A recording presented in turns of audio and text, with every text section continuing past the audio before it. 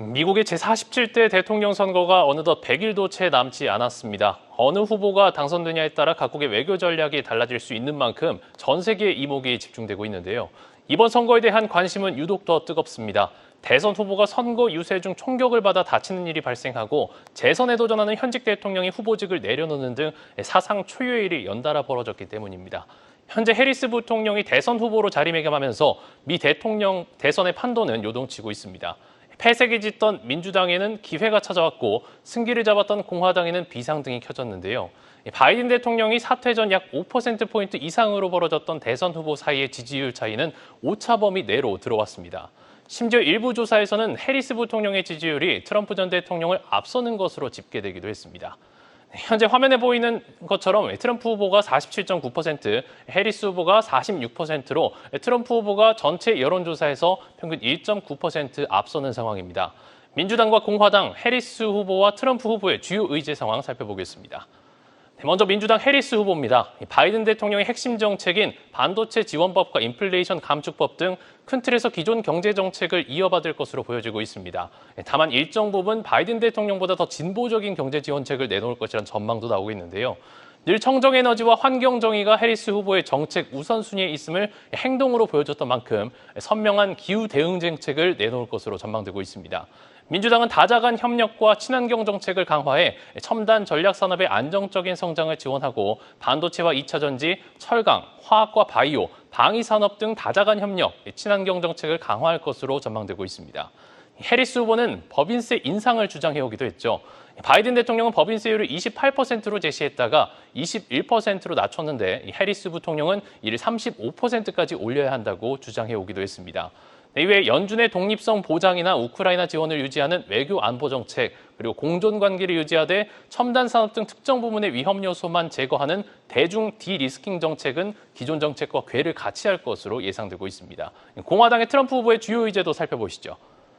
정반대의 경제 정책을 정면 대결할 것으로 보여지고 있습니다. 정책 기조부터 미국 우선주의, 강한 미국이죠. 트럼프 후보는 대선에서 승리하면 IRA를 비롯한 바이든 정부의 핵심 경제 정책을 즉각 폐기할 것이라고 공언한 바 있습니다. 일자리 확대, 제조업 육성을 위해서는 미국 내 공급망에는 가혹한 수준의 페널티를 부과하는 극단적 보호무역 장벽을 구축할 것으로 보여지고 있습니다. 경제 부분에서는 트럼프 후보는 법인세 인하를 내세우고 있습니다. 트럼프 1기 때 도입했지만 내년에 실효 예정인 소득세 감세도 영구화한다고 하고요. 경기 부양을 위해 금리 인하를 압박하고 현재 파월 의장의 연임을 반대하는 등 연준의 독립성을 약화할 가능성도 있습니다. 또 비트코인을 포함한 가상화폐를 직접적인 상거래 결제 수단으로 전면 허용할 것임을 내세우기도 했습니다. 외교 안보 부문에서는 우크라이나에 대한 지원을 축소하거나 중단하고 이전 정부 때 그랬듯 방위비 분담금 인상 요구 등 철저히 경제 논리에 입각한 개별 국가 간의 협력을 추진할 것이라고 보여지고 있습니다.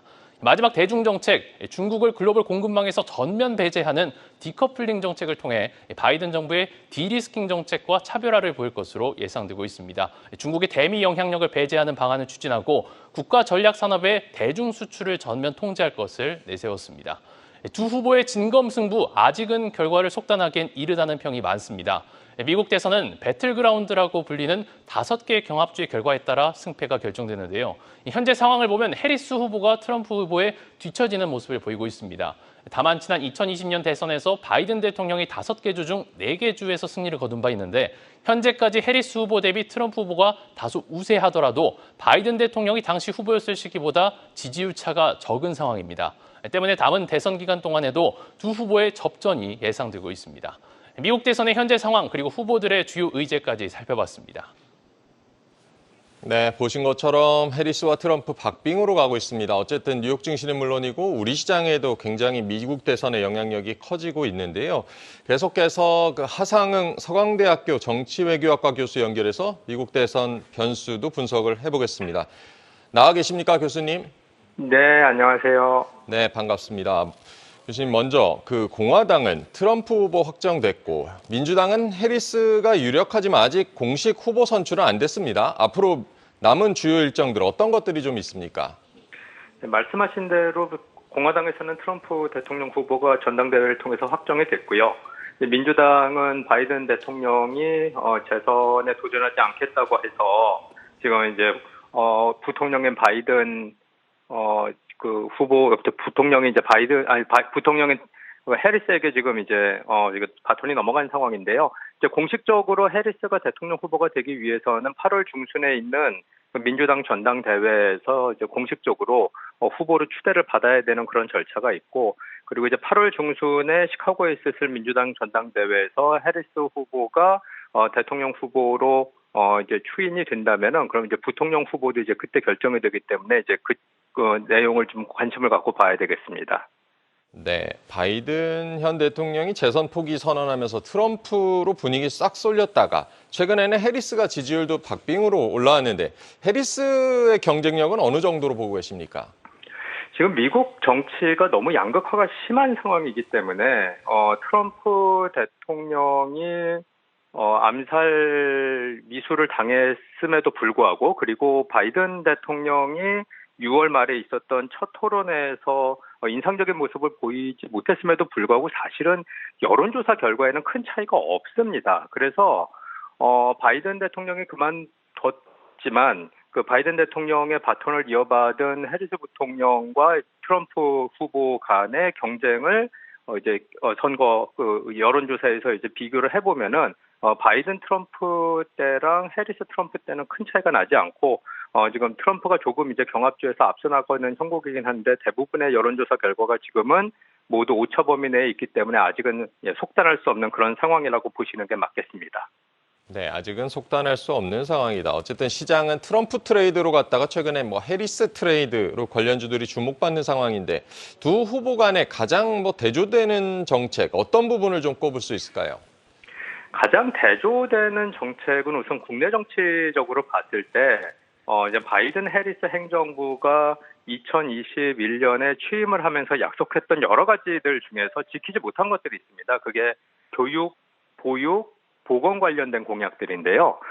교육, 보건, 보육 관련된 공약들은 대부분 다 이제 저소득층 그리고 소수인종 유권자들의 권익을 보호하기 위한 그런 공약들입니다. 그래서 예를 들어서 이제 하려고 그러다 실패했던 그 대학 그 학자 융자금 받은 거 탕감해 준다라든가, 그다음에 미국 같은 경우에는 중앙정부, 연방정부 차원에서 공식적으로 법적으로 보호해주는 육아휴직 같은 게 없는 그런 나라이기 때문에 그런 것들을 좀 보완해주겠다라는 거에 대해 신경을 쓰고 있고요.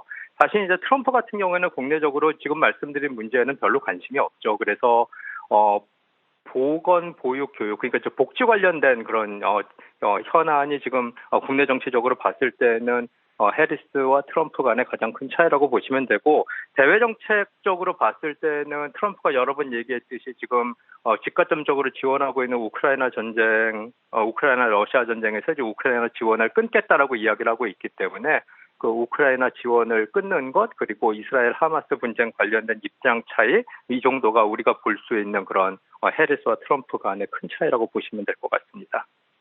네, 어쨌든 지금 말씀하신 대로 러시아 우크라이나 전쟁, 이스라엘 하마스 전쟁도 있고 누가 되느냐에 따라서 전쟁 양상도 달라질 것이다. 이런 전망도 나오고 있는데요. 방위비 관련해서는 트럼프와 해리스의 정책은 어떤 점이 좀 다르다고 봐야겠습니까? 방위비 같은 경우도 트럼프 같은 경우에는 이제 미국이 개입하고 있는 여러 지역에 있는 나라들로 하여금 이제 방위비를 본인들이 물라고 지금 얘기를 하고 있죠. 우리나라도 겪었던 거고, 그리고 유럽 같은 경우에는 나토 회원국들이 조금 더 국방비를 지출을 해야 된다라는 그런 이제 이야기를 하고 있기 때문에 방위비를 이제 각 나라들이 분담을 해야 된다라는 그런 목소리는 트럼프에게서 나오는 형국이고, 반대로 이제 해리스 같은 경우에는 과거대로 유지돼 왔던 그런 동맹을 비교적 상대적으로 중시하는 입장이기 때문에 이제 그 부분에 있어서는 좀 목소리가 다르다, 이렇게 보면 될 것 같습니다. 네, 앞으로 좀 지켜봐야겠고요. 해리스가 어쨌든 후보로 확정된다면 미국 역사상 두 번째 남녀 대결, 또 보수적 백인 남성과 진보적 흑인 여성 간의 좀 맞대결로 주목을 모을 텐데 두 후보의 필승 전략은 어떤 걸로 보고 계십니까? 트럼프는 원래 그 바이든 대통령이 재선에 도전한다라는 전제하에서 선거운동을 준비를 했죠. 그래서 바이든 대통령의 여러 그 업적들을 이제 뒤집어서 이제 실정이라고 표현을 하면서 물가 문제라든가, 그다음에 불법 이민자 문제라든가 이런 것들을 이제 부각을 해서 선거운동을 치르기로 했는데, 이게 난데없이 지금 민주당에서 후보가 바뀌는 상황에 처했기 때문에 이제 그에 맞춰서 트럼프 선거운동 본부에서는 선거 전략 변화가 필요한 상황입니다. 반면 이제 해리스 같은 경우에는 사실 지금 뭐 객관적인 수치로 봤을 때 미국 경제가 상당히 괜찮은 상황인데 유권자들이 그걸 아직 체감을 못하고 있는 부분이 있거든요. 그래서 이제 그런 부분, 즉 바이든 행정부의 연장선상에서 바이든 행정부의 지난 4년 동안의 경제 성과를 잘 설득을 하는 것, 그리고 동시에 여성이기 때문에 2022년서부터 이제 미국 정계에 이제 여러 가지 이슈가 되었던 임신 중절골 관련된 문제를 통해 가지고 부각을 해서 여성 유권자들의 표심을 확보하고, 그리고 본인이 아시아계이자 또 이제 아프리카계라고 주장을 할 수 있는 그런 위치에 있기 때문에 소수인종 유권자들의 표를 얻는 데에도 조금 더 집중을 하지 않을까 그렇게 예상을 해봅니다. 네, 아무래도 미국 대선 같은 경우는 선거 전략이 중요하고 특히 경합주를 누가 가져오느냐에 따라서 판도가 좀 갈리기도 하는데 경합주 상황은 지금 어떻게 보고 계십니까? 지금 경합주 상황은 아까 말씀드린 대로 지금 여론조사 결과를 보면은 트럼프가 조금씩 앞서 나가고 있는 상황인데 다 이제 결과가 오차 범위 내에 있기 때문에 이제 언제든지 해리스가 뒤집을 수 있는 그런 상황이라고 보시면 될 것 같고요. 그리고 바이든에서 해리스로 지금 실질적으로 후보가 바뀌긴 했지만 그 민주당이 2024년 대통령 선거에 이기기 위한 공식 자체는 변한 게 없습니다. 그래서 2020년 선거 기준으로 봤을 때 미시간, 위스콘신, 펜실베니아 3개 주에서 민주당 후보가 승리를 하면은 그런 이제 백악관 추성이 가능한 그런 공식 자체는 변하지 않았기 때문에 지금 상황으로 봤을 때 뭐 트럼프 쪽이 현저하게 앞서고 있다, 뭐 혹은 해리스가 뒤집었다라는 표현을 쓰기에는 아직 너무 이른 시기가 아닌가 그렇게 생각을 합니다. 네, 경합주 판도도 계속해서 체크를 해봐야겠고요. 대선도 중요하지만 상하원 선거도 투자자들에게는 중요한 관심사인데 트럼프가 당선된다 해도 상하원을 장악하지 못한다면 뭐 IRA라든지 지금 법안들 그대로 이어진다고 봐야겠습니까? 우선은 지금 연방 상하원 선거 구도는 공화당한테 유리한 상황이고요. 그래서 지금 예상대로 만약에 연방 상하원이 모두 다수당이 공화당이 되는 상황이 발생을 하고, 그리고 이제 그에 덧붙여서 이제 트럼프가 대통령이 되는 그런 상황이 벌어진다라고 그러면은 변화가 있을 여지는 있습니다. 근데 뭐 우리가 걱정을 하고 있는 뭐 IRA, 그리고 뭐 그 정도까지 걱정은 아니지만 뭐 칩스 앤 사이언스 액트 같은 연방 의회를 정식으로 바이든 행정부 시기에 통과한 법들을 완전히 폐기하기 위해서는 의회에서 그 법을 폐기한다라는 그런 내용의 새로운 법을 만들어서 통과시켜야 됩니다. 그 얘기는 뭐냐면 트럼프 대통령이 아무리 그 법이 싫어도 대통령 독단적으로 그 법을 폐기하는 그런 일은 존재하지 않을 거기 때문에 이제 그 부분은 그렇게 크게 걱정하실 필요는 없을 것 같고, 혹시라도 연방 상하원이 모두 다 공화당의 다수당이 된다 하여도 상원에는 필리버스터 제도가 있기 때문에 상원에서 통과를 하려면은 60명 이상의 동의를 필요로 하는 경우들이 꽤 있거든요. 그래서 혹시라도 상하원이 전부 다 공화당의 다수당이 된다고 해도 상원에서 공화당이 60명을 100명 중에서 60석을 확보할 가능성은 희박하기 때문에 지금 바이든 행정부 때 통과된 법들이 트럼프 행정부 때 완전히 손바닥 뒤집힐 것이다라고 생각하는 건 좀 무리다 이렇게 생각합니다. 네, 좀 대선에 좀 가려져 있지만 연방 상하원 선거도 좀 눈여겨봐야겠습니다. 오늘 하상응 서강대학교 정치외교학과 교수와 얘기 나눠봤습니다. 고맙습니다. 고맙습니다. 네, 앞서서도 뭐 잠시 들어봤지만 트럼프와 해리스 상반되는 정책으로 표심을 공략을 하고 있는데 두 후보 정책 방향에 따라서 주목해야 될 섹터, 상대적으로 위축될 섹터들은 어떤 종목들이 있을지 먼저 살펴보고 오겠습니다. 심수연 캐스터가 정리했습니다. 네, 미국 대선이 100일도 채 남지 않은 지금 각 후보의 정책 기조와 함께 시나리오별로 수혜를 입을 섹터와 타격을 받을 섹터 함께 짚어보겠습니다. 우선 트럼프 전 대통령의 정책 기조부터 정리해 보겠습니다. 트럼프 전 대통령의 경제 정책은 저금리, 저세율, 저환율을 근간으로 합니다. 특히 세금을 줄이는 대신 정부 지출을 제약하겠다는 입장을 계속해서 밝히고 있죠. 그리고 줄어들 정부 지출 중 하나가 바로 IRA에 따른 보조금입니다. 미국 우선주의를 내세우는 만큼 보호무역 강화의 일환으로 보편적 관세도 도입할 방침인데요. 특히 중국에 대해서는 모든 핵심 산업에 대해 의존도를 완전히 없앤다는 입장입니다. 바이오 보안법을 계승해 중국 의약품에 대한 의존도도 낮추고 나아가 핵심 의약품은 전부 자국에서 생산하도록 할 방침이고요. 마찬가지로 미국 우선주의에 입각해 방위비 분담금을 인상할 전망인데요. 그간 우크라이나에 쓴 비용은 과도하다며 당선 후 24시간 내에 러시아 우크라이나 전쟁을 종료시키겠다고 선포했습니다.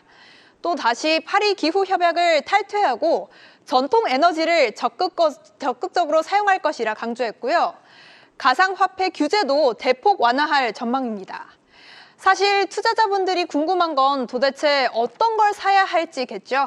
그래서 저희가 수혜 업종과 타격 업종을 꼽아봤는데요. 우선 첫 번째 수혜 예상 업종은 산업재입니다. 우크라이나 재건에 따른 수요 증가와 독자 생존 기조에 따른 방산 수요 증가, 그리고 중국 조선기업 견제에 따른 반사이익이 예상됩니다. 또 제약 바이오 업종도 수혜 기대감이 높습니다. 의약품 공급 부족 사태가 지속되고 있는 만큼 중국을 제외한 다른 국가의 생산을 위탁할 가능성이 매우 높고요. 미국 내 약가를 인하하기 위해 바이오시밀러 판매가 확대될 전망이 높아 국내 바이오시밀러 기업들의 수혜가 예상됩니다.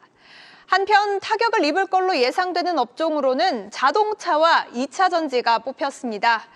IRA 지원 축소에 따라 두 업종 다 영향을 받을 걸로 보이는데요. 전기차 수요 둔화 추세와 수입차에 대한 관세도 영향을 미칠 전망입니다. 그렇다면 카밀라 해리스 부통령의 정책 기조는 어떨까요? 대체로 바이든 정부의 정책 기조를 이어받을 것으로 예상되는데요. 정책별 키워드 쭉 살펴보겠습니다. 우선 트럼프 대통령과 가장 대비되는 정책은 친환경 정책입니다. 탄소 배출 감소와 재생에너지 전환을 꾸준히 지원할 전망입니다. 표면적으로는 자유무역을 옹호하지만 여기에는 물음표가 붙습니다. 바이든 정부의 보호무역 기조를 이어가고 대중국 압박도 지속할 것으로 보이기 때문인데요. 다만 트럼프와는 달리 미국 내 투자를 늘리는 IRA와 칩스법을 보호무역의 범주 안에 넣을 것으로 전망됩니다. 또 고소득자와 기업에 대한 증세를 주장하는 만큼 해리스가 당선된다면 법인세율과 소득세율은 오를 것으로 예상됩니다. 우크라이나에 대해서는 지원을 지속한다는 입장이고요. 낙태권 허용과 대마초 합법화를 지지하는 것으로 알려져 있습니다. 한편 트럼프와 겹치는 정책도 있습니다. 바로 바이오 보안법을 계승한다는 건데요. 트럼프와 마찬가지로 약가 인하를 추진하는 한편 중국 의약품 의존도를 낮출 전망입니다. 그렇다면 해리스가 당선된다는 시나리오 하에서는 어떤 업종에 주목해 봐야 할까요? 사실 아직은 조금 불확실한데요. 그럼에도 수혜가 기대되는 종목, 반도체와 전기차입니다. 칩스법과 IRA를 유지하거나 확대할 전망인 만큼 관련주들이 수혜를 입을 전망입니다. 한편 제약 바이오는 앞서 설명한 대로 트럼프가 당선되든 해리스가 당선되든 수혜가 예상되고 있습니다. 타격을 받을 업종도 중요하겠죠. 해리스가 꾸준히 친환경에 적극적인 입장을 표명해온 만큼 태양광 등 친환경 업종이 수혜를 입고 석유화학 업종은 타격을 받을 전망입니다. 지금까지 트럼프 트레이드와 해리스 트레이드 비교해봤습니다. 계속해서 다양한 경제 이슈를 알고 싶다면 구독과 좋아요, 알림 설정 부탁드립니다. AI 캐스터 권미정이었습니다.